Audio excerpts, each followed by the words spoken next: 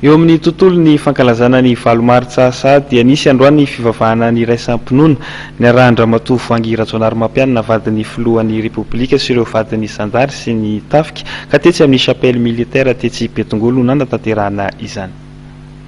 Nanolotra vola amin'ny tetina folo tapitrisa ariary Ramatoa Rajaonarimampianina Voangy vadin'ny filoham-pirenena Rajaonarimampianina Hery ho fandraisana anjara amin'ny fananganana ny fitoerana fitaizana zazakamboty any tafika malagasy. Nitotsaina tamin'ny pomba ofisialy teny Antsahasony lanonana fametrahana ny vato fototra izany fototra-avitra izany. Io ny fantatra nandritra ny fanimpom-pivavahana iraisam-pinoana izay nitotsaina tetsy amin'ny chapelle militaire Tsitsahabe. Fotoam-pivavahana izay niarahana tamin'ireo vadina miaramila sy zandary ary mifandraika indrindra amin'ny fankalazana ny datin'ny 20 Mars andro iraisam-pirenena natokana ho an'ny vehivavy. Ho fisitrahan'ny vehivavy ny zoany samy mandray andraikitra. Io ny lohahevitra ny safidiana tamin'izany. Fotoana nahafahana ny vavaka ho an'ny vehivavy malagasy rehetra indrindra ireo iray mpianakaviana.